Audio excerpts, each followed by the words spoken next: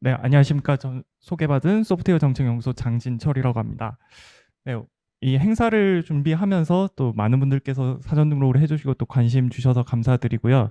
사실 행사를 준비하면서 좀 위험 요인이라고 생각이 되었던 게 다음 주에 갑자기 대체 공휴일이 지정이 되면서 사실 오늘이 어떻게 보면은 연휴의 시작과도 같은 날이 될 수도 있는 그런 날이었는데 또 이렇게 바쁘시고 또 좋은 날씨 속에서도 이렇게 참석해 주셔서 감사드립니다. 오늘 발표 주제는 안전하고 책임 있는 AI를 위한 노력이라는 주제로 준비를 했고요. 이 자료는 이제 뒤에서 발표하실 많은 연사분들의 그 자료에 어떻게 보면 좀 아웃라인과 같은 자료라고 보시면 되겠습니다.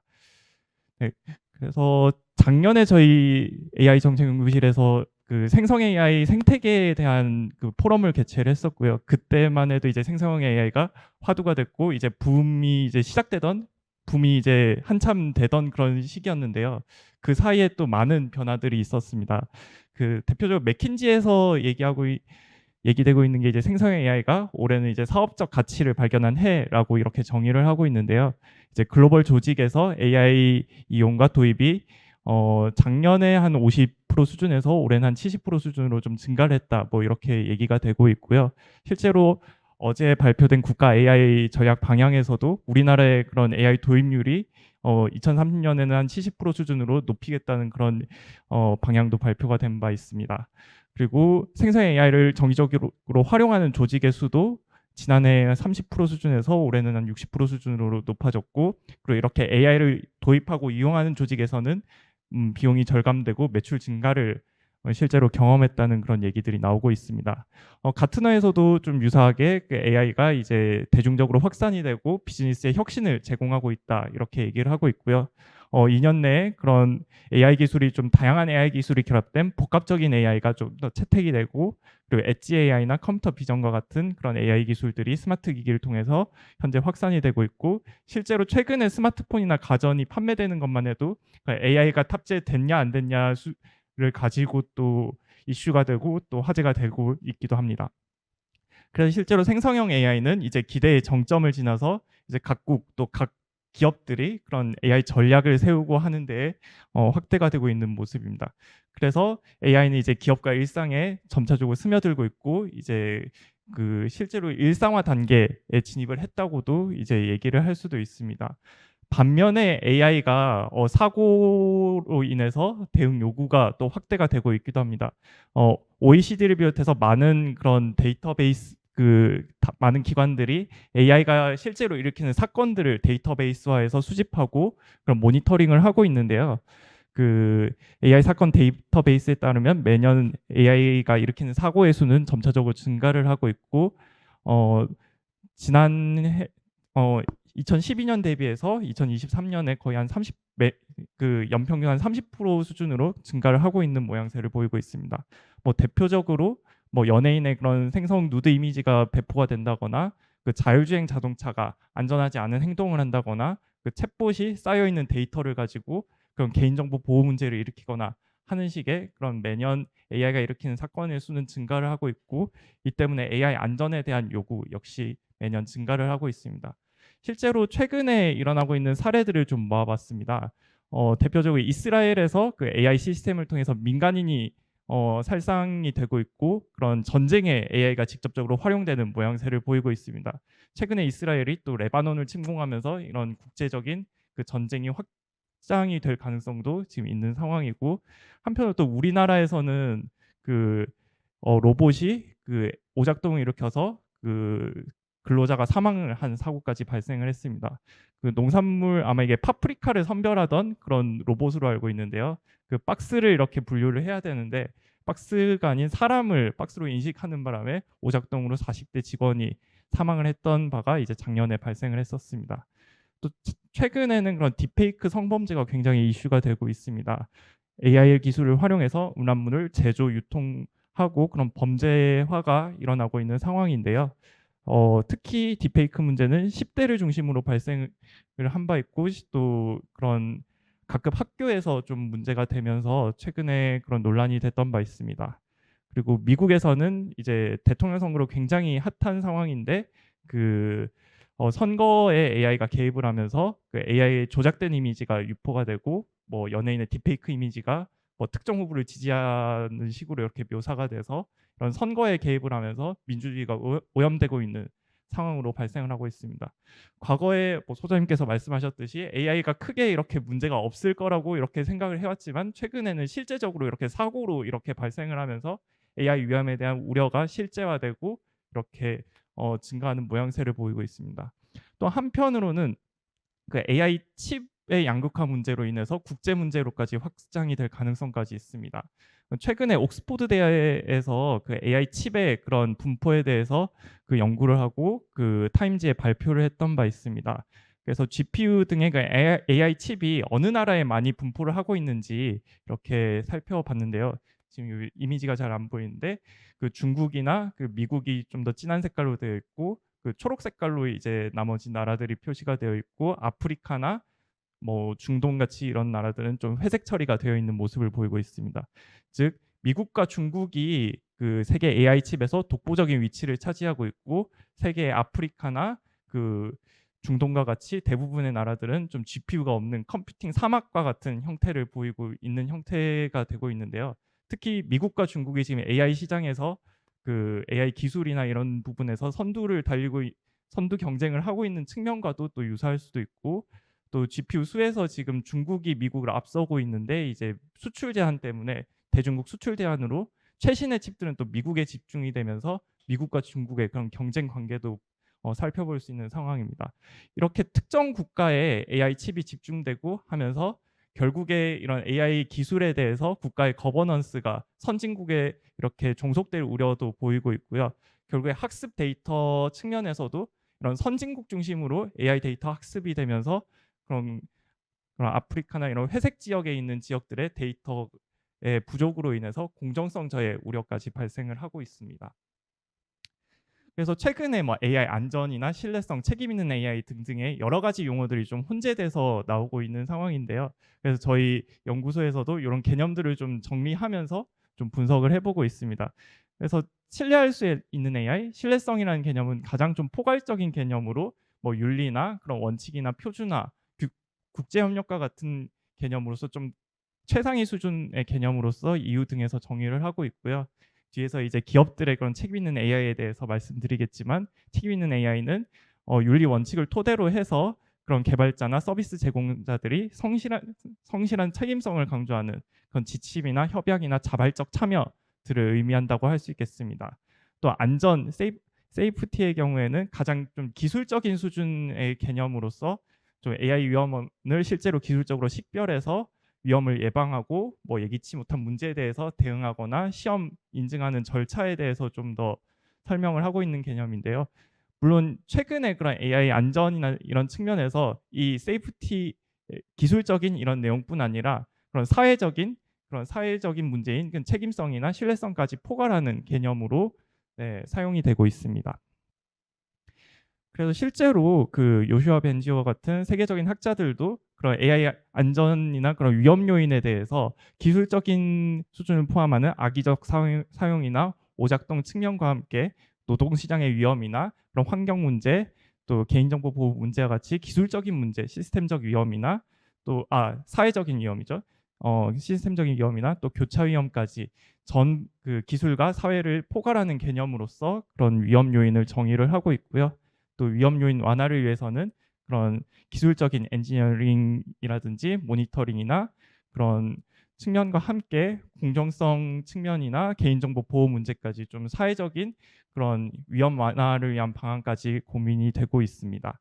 그래서 이런 AI 능력이 발전함에 따라서 그 기술을 뿐만 아니라 사회적인 그런 다양한 분야로 이렇게 확산이 되고 있고 그래서 위험 완화를 위한 조치 측면에서도 다양한 요인을 고려할 필요가 있겠습니다. 실제로 그런 구글 딥마인드에서 최근에 생성형 AI의 오남용에 관련한 연구를 발표했고 주요 사례들을 좀 발표를 했던 바 있습니다. 그래서 좀 이미지로 이렇게 몇 개 가져와 봤는데요.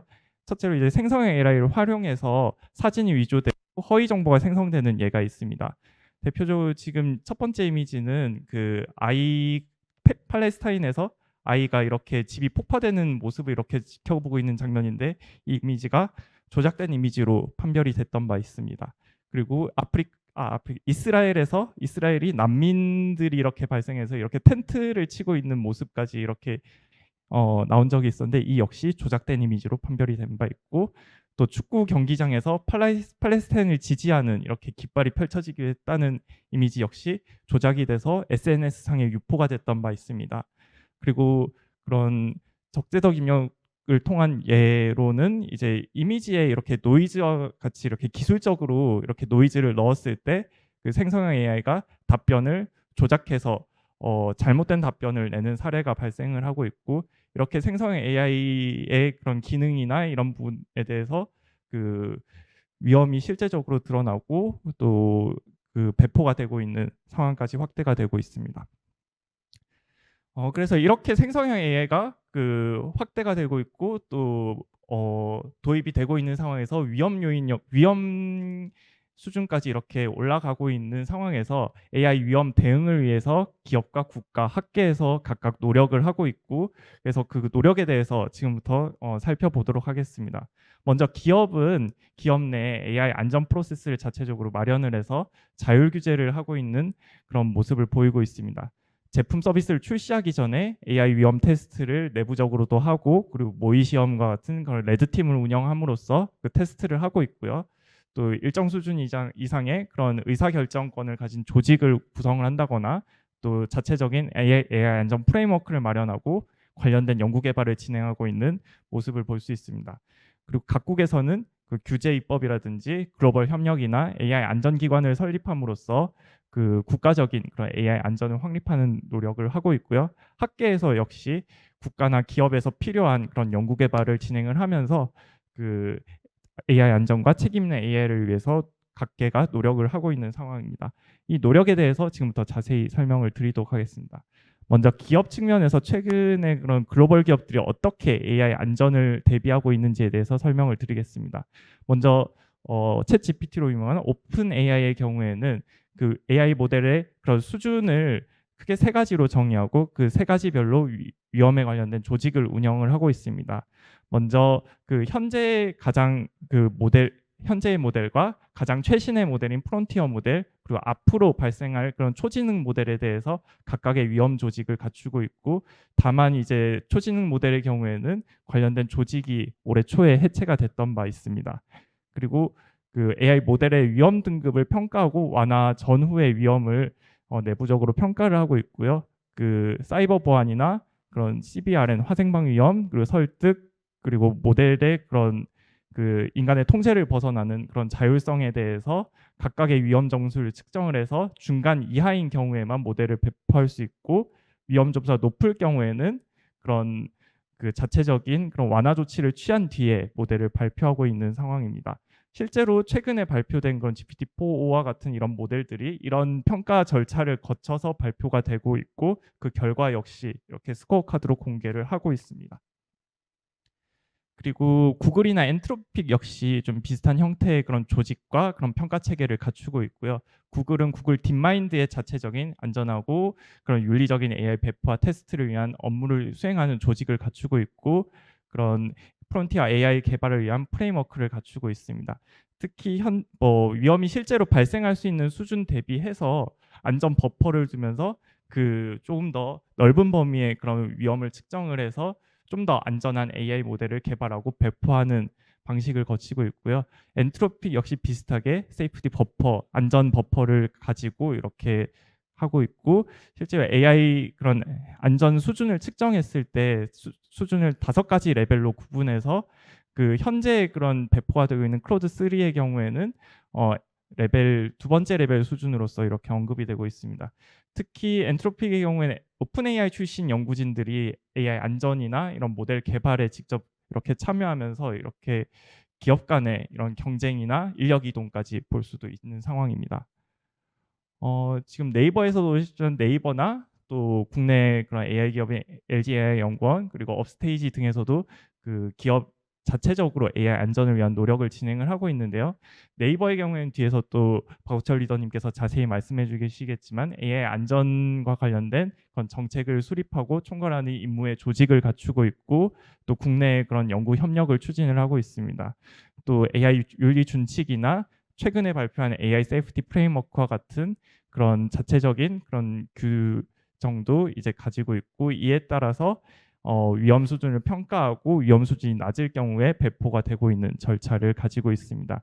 LG AI 연구원 역시 그 LG그룹 하나의 그런 AI 연구기관으로서 그 AI 윤리 사무국을 두고 있고 그 안에 윤리 원칙과 위험 관리 프로세스를 가지고 있습니다. 최근 기사가 났던 게 이제 LG AI 연구원이 그런 국제 인증 기관으로 선정이 되면서 국제적인 협력까지 추진을 하고 있는 이런 모습을 보이고 있습니다.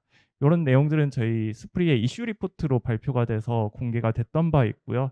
그래서 기업의 그런 AI 안전을 위한 노력을 정리했을 때 각 기업들은 전담 조직 체계를 갖추고 있고 각자의 그런 AI 안전 프레임워크를 통해서 위험을 평가하고 안전한 모델을 이렇게 배포하고 있는 상황입니다.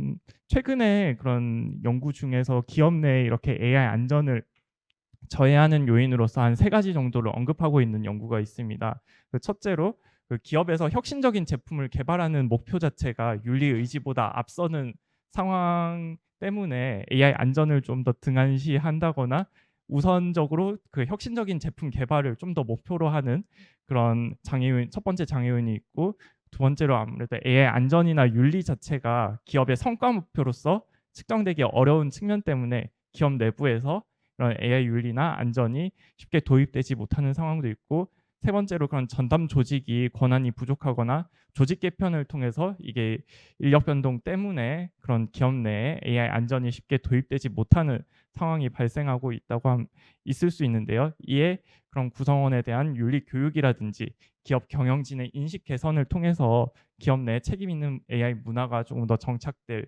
필요성이 있겠습니다. 이런 기업의 노력에 대해서는 이제 뒤에서 이제 연사분들의 발표를 들어보면서 좀 더 살펴보도록 하겠습니다. 다음으로 국가적인 노력입니다. 각국은 AI 안전 관련해서 입법이라든지 연구기관을 설립하는 등의 노력을 진행하고 있습니다. 대표적으로 EU에서는 인공지능법을 발표하고 이렇게 시행을 하면서 그런 AI 위험에 대한 대비를 하고 있는데요. AI 위험에 대해서 크게 네 가지 수준의 레벨을 정하고 위험 수준별로 차등적으로 규제를 하고 있습니다. 가장 위험이 많은 그런 제품에 대해서는 그 배포하지 못하도록 하고 있다거나 고위험 제품군은 평가를 거친다거나 아니면은 그런 투명한 그런 투명성 설명을 요구를 한다든지 하는 식의 그런 단계별로 조치를 취하는 그런 인공지능법이 발표가 됐고 이제 각국 역시 이와 비슷한 개념의 그런 법안을 준비하거나 그런 식으로 진행을 하고 있습니다. 그리고 우리나라도 최근에 AI 안전연구소에 대해서 뭐 연말에 이제 준비를 하고 있다는 발표가 난 바 있는데요. 미국이나 영국, 일본 등에서도 AI 안전 프레임워크를 개발하고 기술을 연구한다든지 국가 정책을 개발하는 그런 AI 안전 전담 기관을 운영을 하고 있고 이들 국가들 간의 협력도 역시 진행을 하고 있습니다. 현재 그 OECD에서 발표한 기준으로 그 AI 안전연구소를 설립하거나 운영을 하고 있는 그런 국가들로 그런 계획을 가지고 있는 국가들로 미국, 영국, 캐나다, 뭐 일본, 싱가포르, 한국 등등이 언급이 되고 있습니다. 그리고 AI 안전 관련한 국제 회의가 개최가 되고 있는데요. 뭐 올해 초에 서울에서 AI 서울 정상회의가 있었고 그 이전에 영국에서 AI 안전 정상회의가 열렸던 바 있습니다. 내년에는 이제 프랑스에서 AI 액션 서밋이라는 이름으로 국제 안전 정상회의가 열릴 예정이고요. 그래서 지금까지 논의가 됐던 그런 국가별로 논의들이 그런 액션 실제적인 그런 행동으로서 보여지는 측면에 대해서 아마 논의가 될 것으로 전망을 하고 있습니다. 또한 그런 학계에서도 그 책임 있는 AI나 안전에 대한 연구가 활발히 진행되고 있는데요. 그 스탠포드 AI 인덱스에서 발표한 바에 따르면 주요 AI 학회에서 그 책임 있는 AI 또는 AI 안전과 관련된 기술적 논문 숫자는 매년 증가를 하고 있고요. 특히 개인정보 보호나 데이터 거버넌스 측면에서 논문이 가장 높고 그 다음으로 설명 가능성 측면에서 발표가 많이 되고 있습니다. 그래서 결론을 좀 말씀드리겠습니다. 그래서 AI 위험은 현재 그 AI 위험에 대해서 그럼 기업에서 잘 대비를 하면 되고 기업 수준에서 그 안전 평가를 한다든지 하면 되지 않느냐는 그런 지적이 있을 수도 있는데요. AI 위험은 한 기업이나 한 제품에 대한 문제가 아닌 사회나 국가 차원의 문제로서 얘기가 될 수 있습니다. 그래서 앞서 그런 AI 위험 분류에서도 시스템적인 AI 위험, 즉 사회적인 선거 개입이나 실험 문제, 그리고 프라이버시 침해나 이런 의료 금융사고의 경우에는 사회나 국가의 위협을 초래할 수 있는 문제고요. 또 AI 산업의 특성이 하드웨어적인 그런 반도체 칩부터 해서 그런 소프트웨어나 서비스까지 그런 가치 사슬이 엮여 있고 또 글로벌적인 서비스가 많기 때문에 AI 위험에 대해서는 한 국가나 한 기업의 문제가 아닌 그런 산업 전체, 국가 전체 차원의 대응이 필요한 상황입니다. 그래서 이런 측면에서 AI 안전을 대응하기 위해서는 좀 더 일원화된 국가 중심의 그런 대응 체계가 필요할 수 있겠습니다. 실제로 미국과 영국은 AI 안전연구소를 통해서 그런 시중에 있는 그런 대규모 그런 언어 모델들 LLM에 대해서 안전성 점검을 하고 있고 또 기업이나 국가 간의 협력도 추진하고 있는 모양을 보이고 있습니다. 또한 AI 위험은 그런 기술적인 측면뿐 아니라 사회적인 문제까지 연결이 되어 있기 때문에 기술적 대응과 함께 제도나 사회적인 노력 역시 필요하다고 할 수 있겠습니다. AI 안전을 위한 기술 개발과 함께 제도적인 규율 마련이나 사업자의 책무성을 강화하고 또 안전한 AI 이용 문화를 확산하는 그런 노력들이 필요하다고 할 수 있겠습니다. 그래서 그 정리를 했을 때 AI 위험에 대한 사례를 수집하고 모니터링하는 노력들이 앞으로 계속 필요할 수 있겠습니다. AI 위험에 대한 모니터링을 하고 분류를 할 수 있고요. 또한 이런 각각의 AI 위험에 대해서 AI 안전 프레임워크와 같은 그런 안전 장치가 마련될 필요가 있겠습니다. 그리고 그런 기업들의 자율 규제 측면과 함께 중소나 수요 기업들의 AI 안전이 확산될 수 있는 노력 역시 필요할 수 있겠는데요. TTA의 그런 검인증 체계와 같은 이런 검인증에 대한 지원과 기술적인 제도적 조치가 필요할 수 있겠습니다. 이를 통해서 해외 진출을 장려하고 그런 각 AI 기업들의 그런 문화에 대해서 글로벌 홍보나 국가 간 인증이 추진될 필요가 있고요. 그리고 또한 최근에 그런 딥페이크 문제들의 경우에는 그런 청소년 측면에서 이렇게 발생하는 문제가 많기 때문에 그런 윤리나 안전 교육이 보급이 되면서 좀 더 청소년이나 일반인 대상의 교육이 강화될 필요가 있겠습니다. 네, 지금까지 들어주셔서 감사드립니다.